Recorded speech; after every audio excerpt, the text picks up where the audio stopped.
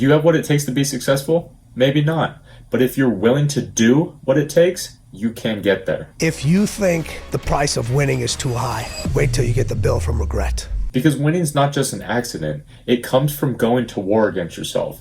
Every winner is just an average guy who's lost and failed over and over again, but refused to give up because they believe that they can do it.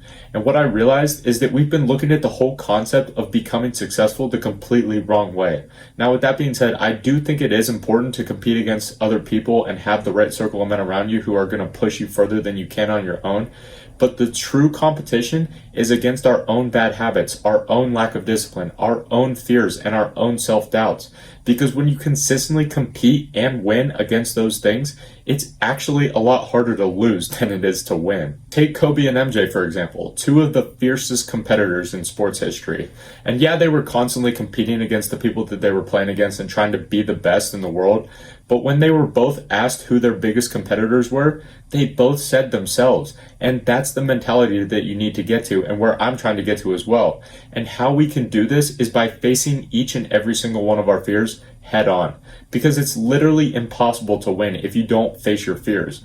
For example, some of these videos that I make, I've hesitated to say certain things on here because some of the people around me found my channel, and I wasn't like embarrassed or anything about it, but sometimes I would overthink what I was going to say because my mind plays tricks on me and makes me think that they're going to laugh at me, they're going to think it's cringe and all this bullshit, right? But this made me think, everyone who has ever achieved anything great or meaningful in their lives has had to face some kind of fear, because success requires you to step outside of your comfort zone and face your fears, which is what holds most people back from going after their true goals and what they actually want to do with their lives.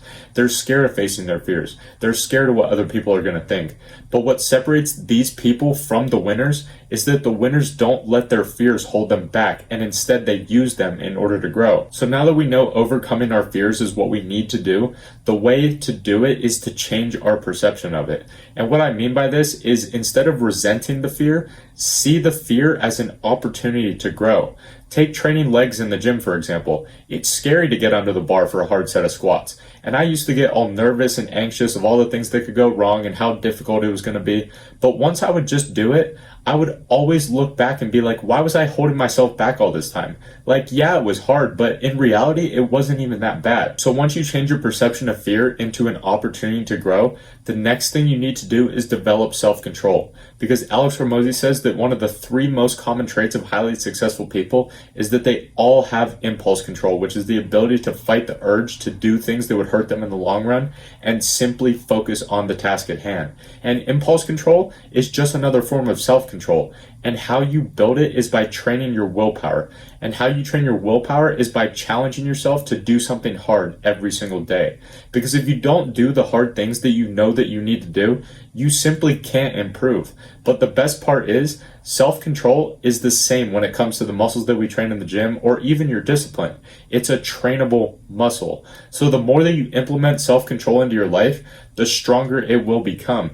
And to put it in the simplest terms possible, you need to become comfortable with being uncomfortable. And that goes with everything that we want in life. To win, you have to lose. To be successful, you have to fail. To be happy, you have to have disappointment. And that's the key with all of this, because most people don't even put themselves in a position to fail or face their fears, which means they never even give themselves the chance to be successful in the first place, because they would rather stay in their own comfort zone where there's no risks.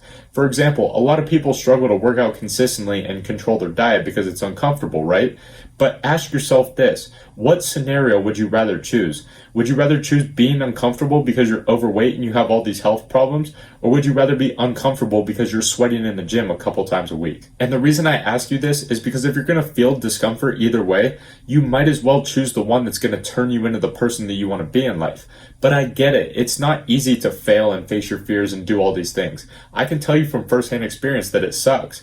But being on both ends of the extreme and talking to you from this side of the glass, I believe that if you try as hard as you can at something, especially training your body, eventually it will work out, because energy cannot be created or destroyed. It can only be transferred. So all of the work that you put into the gym, eventually will come out to something if you just simply don't give up. I also learned that with making these videos. For the first 5 months, I would put in all this time and energy into making these videos every day, only for them to get 5 or 10 views. So I get it, failure sucks and it can be very frustrating.